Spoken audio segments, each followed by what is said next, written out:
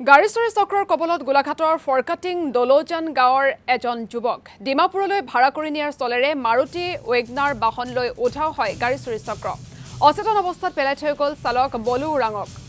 ৰকাটিং rail ষ্টেচনৰ পৰা এজন পুৰুষ আৰু এগৰাকী মহিলাই ডিমাপুৰলৈ বুলি ভাড়াত লৈছিল বাহনখন।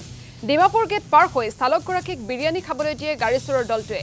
বিৰিয়ানী খোৱাৰ পাছতে অচেতন হৈ পৰে বলু ওৰাং। এই ঘটনা সন্দৰ্ভত ইতিমধ্যে তদন্ত আৰম্ভ কৰিছে ফৰকাটিং আৰক্ষীয়ে। অৱধ আছামত মাইকী মানুহ এজনী আৰু মতা মানুহ এটা নামিছিলে। প্ৰথমতে গাড়ী লাগিব নি দাদা বুলি সুধিছিলোঁ, তেওঁলোকে প্ৰথমতে নালাগে বুলি ক'লে। তাৰপৰা তেওঁ বোলে গাড়ী আছে আমাৰ তেনেকৈ ক'লে।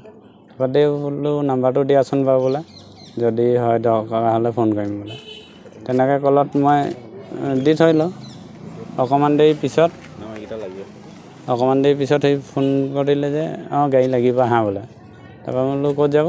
বোলে গোলাঘাট ষ্টেচনত কিবা কাম আছে, এই ষ্টেচনৰ পৰা ষ্টেচনলৈ গ'লে হ'ব ক'লে। আৰু এজন আমাৰ ইয়াৰ মানুহ আছে, সেইজনো যাব বোলে, ৰৈ দিওঁ অকণমান। সেইজন আহিলে ষ্টেচনৰ ফালৰ পৰা, সেইজনকো ল'লোঁ। তিনিজন হৈ পেলাই গ'লোগৈ। গৈ একদম ডিমাপুৰ গেট সোমালোগৈ।